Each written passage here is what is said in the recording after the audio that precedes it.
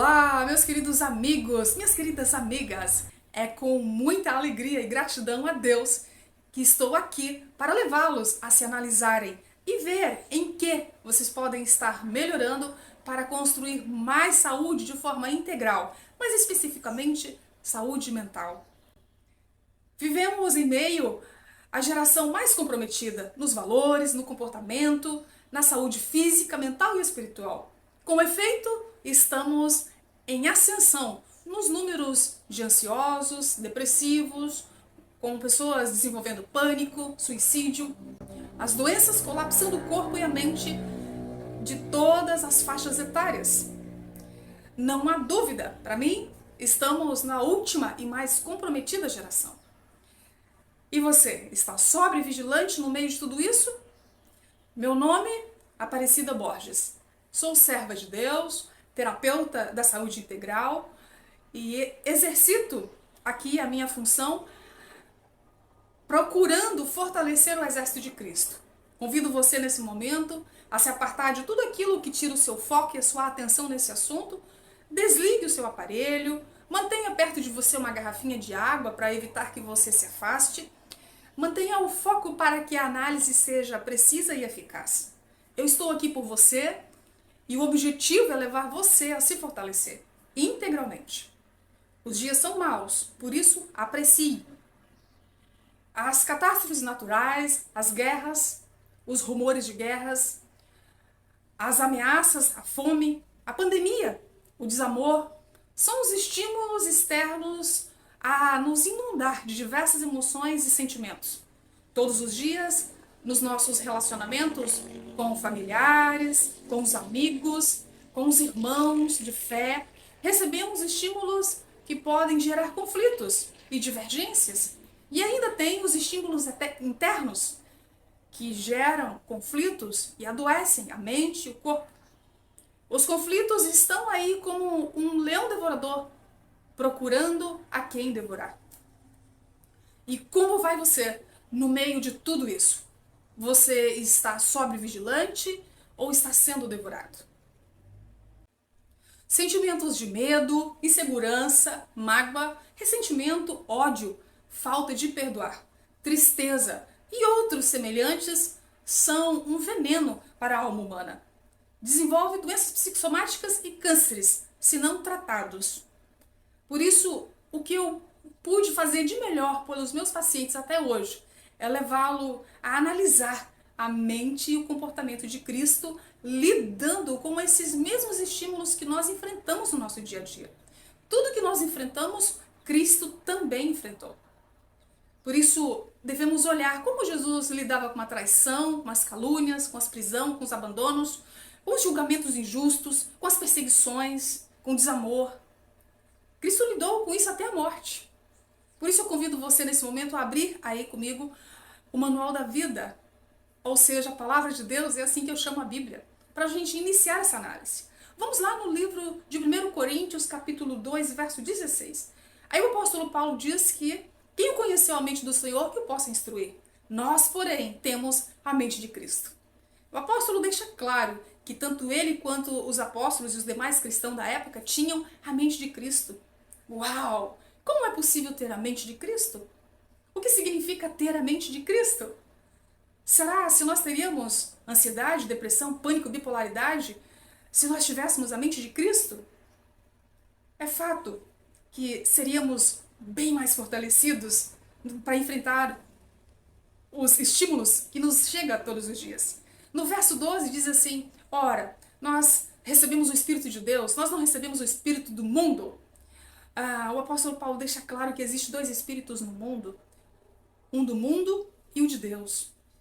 Também no verso 14 ele diz assim: ora, o homem natural não aceita as coisas de Deus, porque lhes é loucura, porque não podem discerni-la e nem entendê-la. Nós sabemos que, enquanto seres humanos, quando nós não temos uma ligação com Jesus, nós somos pessoas praticamente comuns, né? Sem a ligação de Jesus. E aí nós podemos entender que a pessoa que está no mundo, ele não tem a mente de Cristo, mas sim a mente do mundo. E aquele que está ligado em Cristo tem a mente de Cristo, entende perfeitamente os propósitos de Deus. Entendemos que aquele que está no mundo até chega a odiar aqueles que entendem e discernem e deseja as coisas do céu, por tamanha falta de discernimento. Entendemos que essa geração, o que ela mais precisa é discernir, principalmente discernir entre luz e trevas, bem e mal, certo e errado. Como vai o seu discernimento? Tem discernido as coisas espirituais? Atualmente no mundo existem mais de 2,18 bilhões de cristãos. Seria possível ser todos eles espirituais? Na Bíblia nós temos exemplos de pessoas, ou melhor, exemplo de Judas, que andou com Cristo por 3 anos e não se tornou no espiritual. E no final, traiu o mestre por 30 moedas de prata. Quais os pecados impediram Judas de ser um espiritual? E também o que o levou a trair o seu próprio mestre? Veja o que relata Lucas 22 a respeito de Judas. Estava, pois, perto da festa dos pães ázimos, chamada Páscoa, e os principais dos sacerdotes e os escribas andavam procurando como mataria Jesus, porque temia o povo. Entrou, porém, Satanás em Judas, que tinha por sobrenome Iscariotes, o qual era um dos 12, e foi e falou com os principais dos sacerdotes e com os capitães de como o entregaria, os quais alegraram-se e combinaram em lhe dar dinheiro. Percebe o comportamento de Judas? Ora ele estava com o pé no céu e ora ele estava com o pé no inferno. Ora com Jesus, ouvindo o Espírito de Deus, e ora lá no mundo, ouvindo o Espírito do mundo. Extra-biblicamente, temos uma extraordinária explicação teológica sobre as causas da ruína de Judas. Vejam nas palavras da própria autora. Judas alimentara o mau espírito da avareza, até que se tornara o motivo dominante na vida. Tornando-se escravo de um vício, entregou-se a Satanás para ser impelido a toda a extensão de pecado. Judas achava que podia reter seus próprios juízos, opiniões, cultivou a disposição de criticar e acusar. Considerava seus irmãos como muito inferior a si, tanto no discernimento quanto na capacidade. Passava a revista a todos os discípulos. João era um fraco financista, Pedro era um impetuoso, considerava-se o capaz, o inexcedível. Foi ele que arquitetou o plano de apoderar-se de Cristo à força e fazê-lo rei. Altas eram suas esperanças, amarga sua decepção. Isso está no livro Desejado de Todas as Nações, na página 716. Judas tinha um vício, que era também um pecado, que era a porta escancarada para que o espírito do mundo adentrasse nessa porta e, através dela, lançasse ele na lama do pecado até a morte. Está você acariciando algum pecado? Ou alguma coisa que você sabe que não é bom e que você precisa se apartar e ainda não conseguiu? Judas cultivou a disposição de criticar e acusar seus irmãos. Quantos hoje estão abertos às críticas construtivas, entre aspas? Criticam os familiares, os colegas, os irmãos de fé, criticam a sua religião, os pastores, os líderes, os acusam de diversas fraquezas. Entenda, críticas só causam enfraquecimento e divisão. Se você de fato quer levar alguém a sair de uma condição ruim, aponte a essa pessoa a saída. Você pode repreender com mansidão, com compreensão, para edificar uns aos outros. Você também pode mostrar a essa pessoa que ela foi feita para algo imensamente muito melhor. Para isso que serve o Evangelho. Judas se considerava o inexcedível. Quantos também, nas mesmas considerações, disputam a razão ou cargos por se acharem melhores, mais capazes, principalmente nas instituições, nos lares, nas igrejas, os ânimos se alteram, porque inconscientemente ali tem aqueles que se acham inexcedível, superiores. Como está a sua conduta diante do seu próximo? Na sua casa, como está? Tem tratado as pessoas com ternura, com palavras amáveis, afáveis? Ou está agindo como se estivesse num ringue de luta? Certa vez, uma jovem com depressão e ansiedade me procurou. E ela estava arrasada porque já não suportava mais seu comportamento. Preferia mais estar fora de casa do que no próprio lar, onde ali tinha um ringue de disputa e discussão entre ela, o filho e o esposo. Sendo orientada a estudar a Bíblia e a olhar como Jesus conduzia a sua vida, então foi impelida fortemente pelo Espírito Santo a não abrir a sua boca nas discussões. Depois de certo tempo, veio o esposo e disse assim: tenho percebido que estou brigando sozinho. Você já não abre mais a sua boca. Apenas lê a Bíblia, ora, frequenta a igreja. Não vou discutir mais. E a partir daí, ela disse que começou a sentir a presença da brisa suave do Espírito Santo em seu lar, na sua casa, e pôde desfrutar de uma vida extremamente diferente, onde eu posso dizer, a mente de Cristo passou a fazer parte dessa família. Judas, se sentindo superior, almejou alto, ficar perto de Jesus e forçá-lo a ser rei. A falta de discernimento de Judas não deixava ele discernir as coisas espirituais. Pensava ele que Cristo assumiria um reino terrestre. Almejava ele ir além da administração das finanças das ofertas, as quais roubava. Sim, João diz, tendo ele a bolsa, tirava o que nela lançava. João 12, verso 6. Judas era adicto da avareza e queria as finanças reais. Sua pretensão fez com que ele perdesse tanto as riquezas desta terra quanto as riquezas celestiais. Vejamos o comportamento de Cristo lidando com o traidor. Na Santa Ceia, nós vemos ali que Jesus declara que existe entre eles um traidor que vai traí-lo. E um a um sai a perguntar: acaso sou eu, Senhor? E aí Jesus dá uma dica dizendo: o que vai me trair é aquele que mete a mão no prato e come comigo. E então Judas responde: acaso sou eu, mestre? E Jesus diz: tu o dissestes. Judas está ali. E a partir daquele momento, Cristo parte o pão da ceia e dá a todos, inclusive a Judas. Isso mostra o quanto Jesus tratava com amor aqueles que ele sabia que estava agindo contra ele. Jesus tratava com paciência, com mansidão, ainda que aqueles estivessem fazendo algo a prejudicar o próprio Cristo. Terminada a Santa Ceia, Cristo vai para o Getsemane, onde chora e derrama suor de sangue, apreensivo, porque entendia o que ia acontecer com ele. A mente de Cristo, diante de tudo isso, reage com a traição. Vamos analisar isso. Mateus 26, do verso 49 a 50. Judas se aproxima de Jesus e então sauda o seu mestre, beijando no seu rosto, dizendo: salve, mestre. E Jesus então olha para Judas e diz: amigo, a que viestes?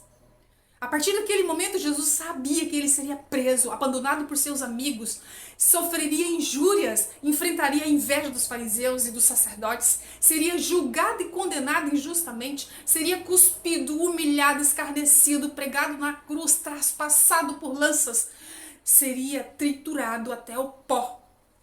Contudo, a preocupação de Jesus não era com seu ego, não era com seu eu, mas sim com Judas. Jesus faz a pergunta: amigo, que viestes, na tentativa de levar Judas a meditar, a pensar no que ele estava fazendo. Mas Judas, sem entender nada, foi embora. E Cristo foi ali preso. É interessante analisar que não abria janelas traumáticas na mente de Jesus. Ele não permitia que os estímulos externos afetassem o seu interior. Ele discernia claramente o conflito em que cada um de nós estamos inseridos e enfrentamos. A nossa luta não é contra sangue e carne, mas sim contra as potestades das trevas, Efésios 6,12. Não lutamos, nem eu nem você, contra pessoas, mas sim contra as forças espirituais dos demônios. Cristo intercedia por cada um dos seus algozes, porque entendia claramente tudo isso. A resposta de Cristo não era emocional, mas sim racional. Ele agia pela razão, dentro do discernimento do Evangelho. Perdoava e intercedia por todos aqueles que o distratava, que o maltratava. Tens discernido como Cristo? Tens agido como Ele? Tem intercedido por aquele que te aborrece, que te persegue, que te trai, que te humilha? O que tem feito por seus algozes? Em João 13,2, o diabo pôs no coração de Judas. Está registrado assim. E o que foi que ele pôs? Avareza, roubo, traição, sentimentos de superioridade? Tem o diabo posto alguma coisa em seu coração? Existe uma multidão de pessoas acariciando o próprio eu. E se põe a reclamar. Ninguém me ama, meus pais não me amaram, meu cônjuge não se importa, meu pastor não me visita. Imagina você uma sala escura e ali no centro tem um enorme foco de luz. E ali tem um banquinho com alguém sentado, procurando ser, inconscientemente, o centro das atenções. Parecem não discernir o chamado de Cristo de vinde a mim, todos vós que está cansado e sobrecarregado, e eu vos aliviarei. E uma vez aliviados, vem o ide no imperativo. Ide e ame as pessoas. Ide, faça caridade. Ide, dê abraços. Cientificamente comprovados que ações como abraçar, orar, louvar, conversar, estudar a Bíblia, são construtores de saúde, fortalecedores da mente. No meu livro, As Leis Naturais do Ser, eu apresento não só essas ações, mas muitas outras ações como terapêuticos para a nossa saúde. São necessidades essenciais para a nossa biologia. Por isso, comece a colocar em prática tudo isso. Sai da ação de reclamar. A reclamação deixa os ânimos descompensados. Você pode murchar na fé, no seu relacionamento. A sua alma vai ficar cheia de desilusão, de estresse, de ansiedade, de desânimo, tristeza, deprimência, baixa autoestima, depressão. A perseguição é um fato. Em tudo dai graças. Passe na prova. Outro dia, um jovem me procurou e me disse que ele estava dentro de um quadro de depressão devido à perseguição. Como um religioso zeloso, ele olhou na sua congregação e viu que ali tinha casos de adultério, inclusive na liderança. Então ele fez um sermão e pregou a esse respeito, firmemente. E depois disso, ele foi cortado da liderança e não pôde mais pregar nenhum sermão ali. Foi proibido. E diante desse quadro, ele ficou angustiado, cheio de questionamento, querendo entender. E de fato, nós estamos na era e na geração da inversão de valores. Nós estamos vivendo em períodos difíceis. Em 2 Reis, no capítulo 5, do verso 2 ao 5, nós temos o testemunho da jovem escrava de Naamã. Essa jovem estava escrava na casa do comandante do exército da Síria, que levou guerra sobre Israel e certamente matou os pais e a família dessa jovem, que foi levada cativa para a Síria, na casa do comandante Naamã. E ao saber que este homem estava com lepra, o que fez essa jovem? Disse: se meu senhor pudesse estar em Samaria, diante do profeta, ele ficaria curado da lepra. Tinha algum ressentimento no coração dessa jovem? Alguma mágoa? Não. Ela estava dando o testemunho que Jesus queria que ela desse, para que a partir daí agisse na vida de Naamã. E Naamã foi a Samaria e ali teve que lutar antes de chegar a Deus contra o seu próprio eu, contra a sua própria arrogância, mas no fim se curou da lepra e ainda se converteu. Por que há necessidade de darmos o testemunho e o discernimento necessário que Deus quer? Porque Deus quer salvar outras pessoas a partir de mim e de você. O que nos impede de discernir as coisas espirituais? Oséias 4 apresenta a sensualidade, o vinho e o mosto tira o entendimento. Ou seja, vicia. O vício tira o discernimento. E assim não vai passar nas provas e nem vai ter a mente de Cristo. Na época dos apóstolos e de Cristo, não existiam tanto estimulantes mentais como em nossos dias. Todos os estimulantes são viciantes. Quem é adicto em álcool, cigarro, drogas, medicamentos pesados, alimentos cafeinados, açucarados, gordurosos, com aditivos químicos, glúten, redes sociais, séries, filmes, novelas, jogos, games, pornografia, masturbações e outras excitações mentais entorpecentes, ainda que mais brandos uns que os outros, vão viciar, vão impedir a ação máxima do Santo Espírito e vai impedir o discernimento. E quanto comprometimento traz para a vida das pessoas de forma geral. Porque ainda aqueles que não são cristãos são extremamente comprometidos, a sua vida vai se deteriorando e piorando cada vez mais por não entender e discernir coisas tão essenciais. Qual é o seu vício? Quanto tempo você fica nas redes sociais? Tem se alimentado para construir vida ou morte? As pesquisas apontam que 7 entre 10 mortes têm a causa doenças crônicas, que são, sim, causadas por hábitos errados, ou seja, as pessoas estão se matando por estarem viciadas em hábitos nocivos, em alimentos errados, padrões de vidas errados. Mais uma vez eu levo você para o Espírito de Profecia, que diz assim: todos devem vigiar os sentidos, do contrário, Satanás alcançará vitória sobre eles, pois eles são as avenidas da alma. Testemunhos, volume 3, página 507. É óbvio, a palavra de Deus nos exorta claramente sobre isso. 1 Coríntios 3, 16, 17 diz que o corpo é templo de Deus. 1 Coríntios 10, 31, quer comais, quer bebais ou façais outra coisa qualquer, fazei tudo para a glória de Deus. Glorifica a Deus no vosso corpo, no capítulo 6 de 1 Coríntios, no verso 20. Coma, beba, cheire, olhe, sinta, pense, vista-se para construir mente de Cristo. De todas essas ações dependem a nossa saúde. O nosso intestino tem que estar funcionando muito bem. Se nós não cuidamos do que comemos, adoecemos essa parte do nosso corpo e então tudo vai estar comprometido.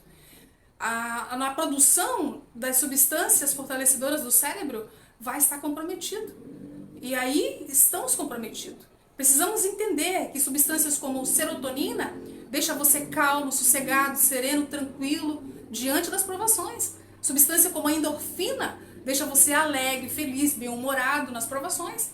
Substâncias como a dopamina te deixa maleável, tolerável, flexível, diligente, resiliente nas provações. Ocitocinas são provedoras de confiança, te leva a se sentir dentro de um quadro de absoluto, é como o chamado molécula da moral, o hormônio do amor, cola que une as pessoas, liga social. Precisamos entender que a dopamina é um dos hormônios que mantém o vício, porque todos os estimulantes levam elas acima dos níveis basais normais. Por isso é preciso reformar-se urgente. Hoje as pesquisas científicas deixam claro que doenças e transtornos emocionais são metabólicos.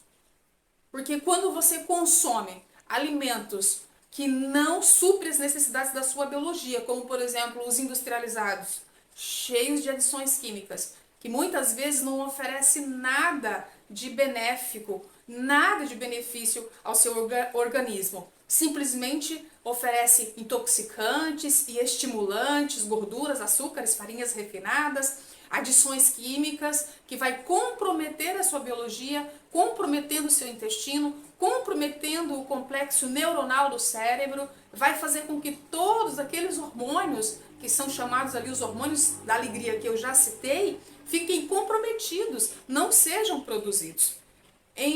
De outro lado, a gente vê aí uma gama de profissionais ensinando tudo que é possível para alcançar a liberação de dopamina, porque a dopamina é essencial para a saúde, porém não discernem que a dopamina em alta causa consequências. Por exemplo, quem usa drogas pesadas tem uma explosão, digamos assim, né? Uma avalanche de dopamina no cérebro. Mas isso não é bom, isso é terrível. Pesquisas têm apresentado que quem tem essas avalanches de dopamina no cérebro desenvolve esquizofrenia, desenvolve doenças mentais seríssimas.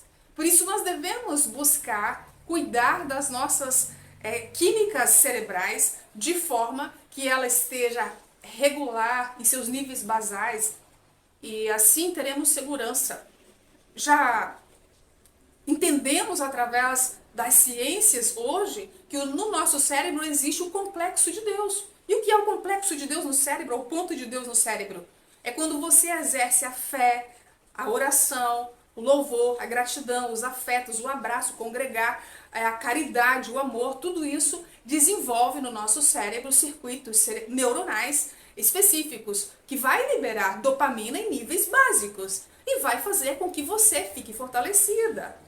Agora, quando você começa a colocar na sua biologia tudo aquilo que vicia, todo esse complexo de Deus vai ficando de lado, porque as pessoas vão perdendo o interesse pelas coisas básicas e vai se interessando pelas coisas que vicia. E assim, então, tudo aquilo que deveria ser feito no dia a dia vai perdendo seu interesse. E é bem por aí que a gente entende que a mente de Cristo vai sendo destruída ou nem construída e o caráter do mundo vai sendo procurado cada vez mais.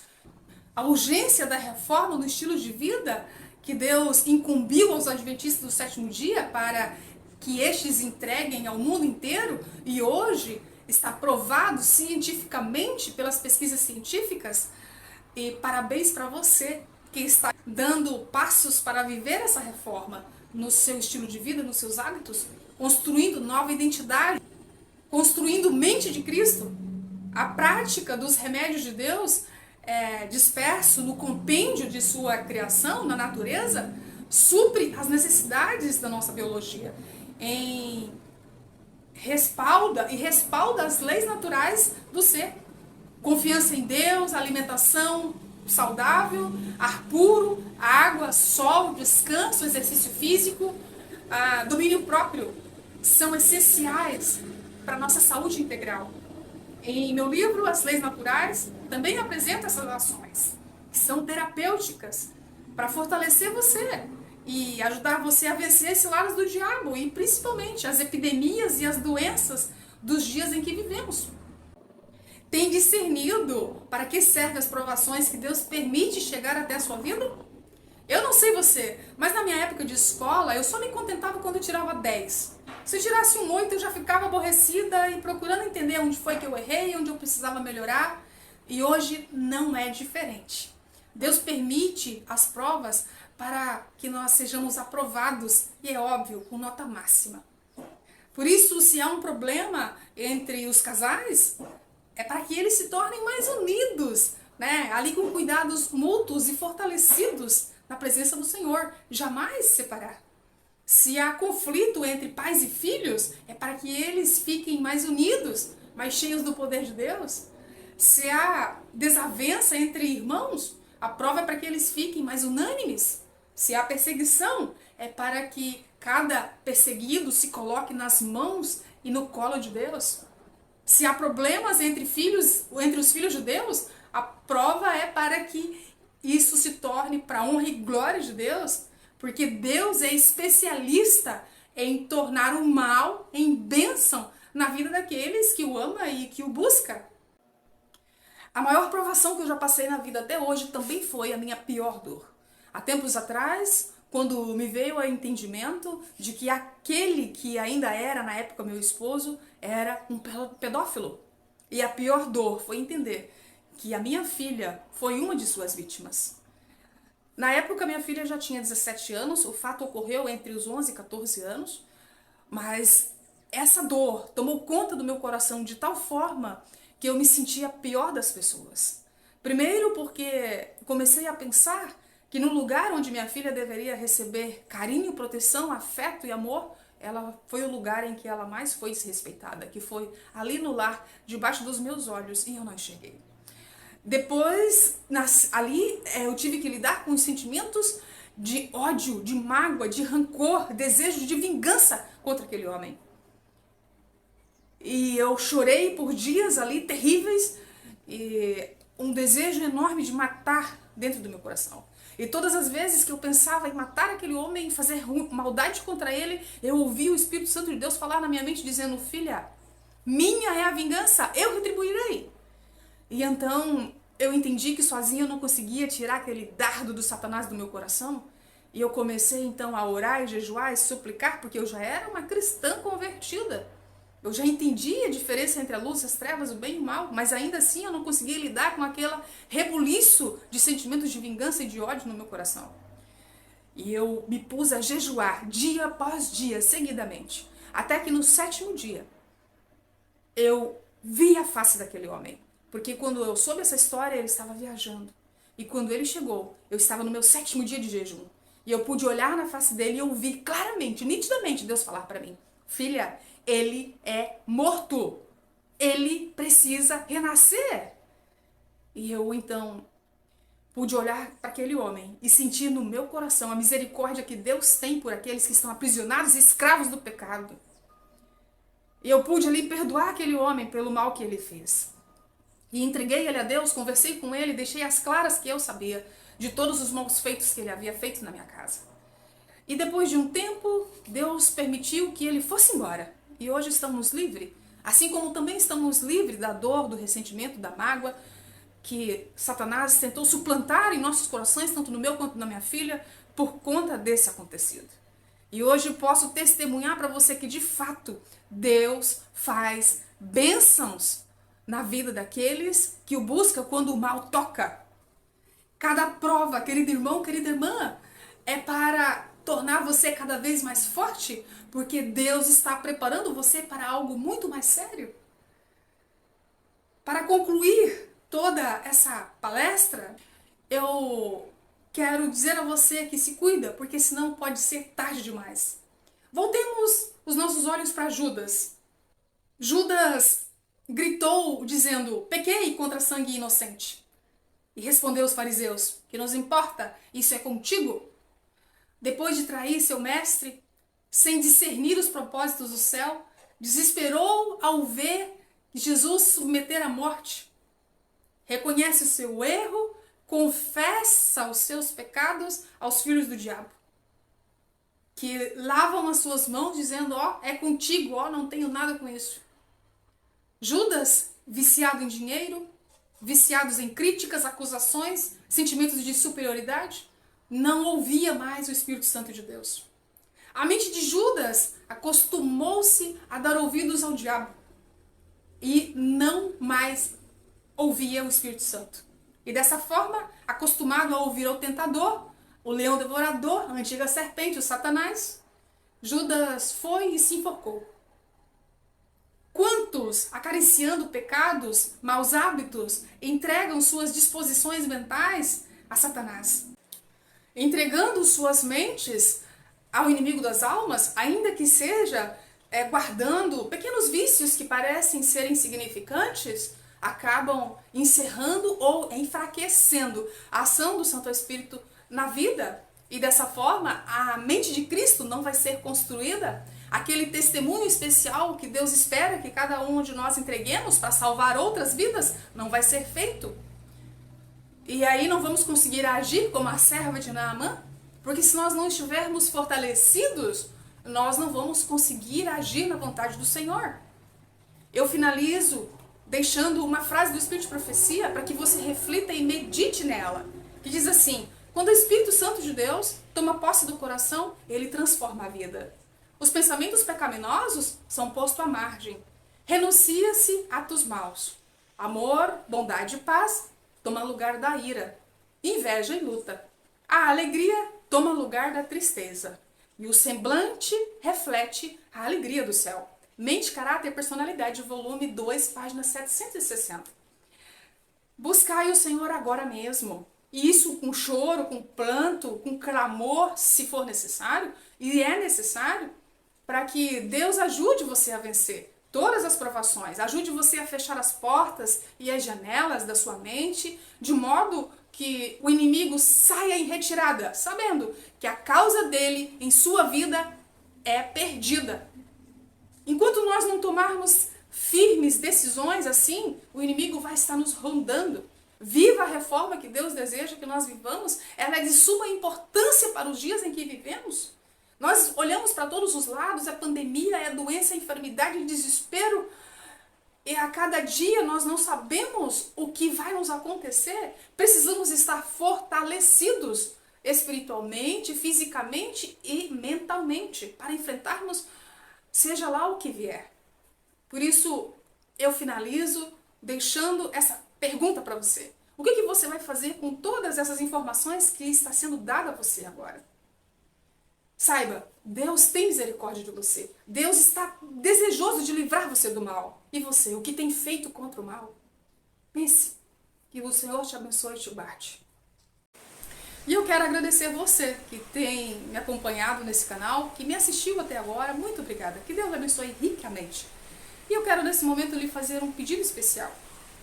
Talvez você está chegando aqui agora, não compreende o trabalho desse canal, mas o trabalho desse canal ele tem uma função missionária, de ajudar pessoas a se fortalecer para estar mais fortalecido contra as epidemias e as doenças no tempo do fim.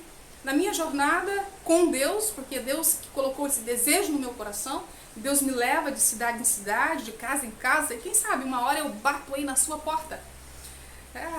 Eu quero nesse momento pedir a você, se você quiser ajudar esse canal a crescer e melhorar a qualidade, porque se você prestou bem atenção, você vai ouvir ruídos e barulhos na gravação, porque não tem um ambiente adequado, não tem, de fato, tudo aquilo que a gente precisa para fazer um material de melhor qualidade.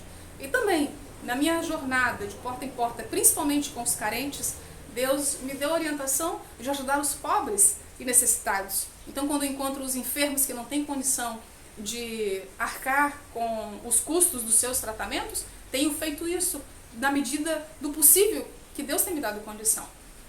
Também no meu grupo de saúde, tem ali, né, a comunidade Construindo Saúde no WhatsApp, onde semanalmente eu estou ali entregando o que posso, dentro daquilo que Deus me orienta, dentro daquilo que a ciência nos entrega também, para estar fortalecendo cada um a estar se preparando para os acontecimentos. E levo comigo leituras, entrego esse livro aqui, porque eu considero de suma importância para estar nos lares e nas casas de cada pessoa.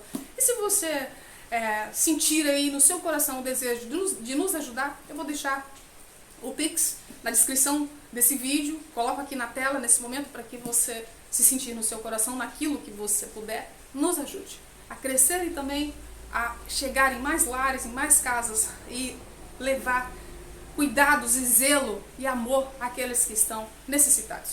Que o Senhor te abençoe, te guarde e até a próxima.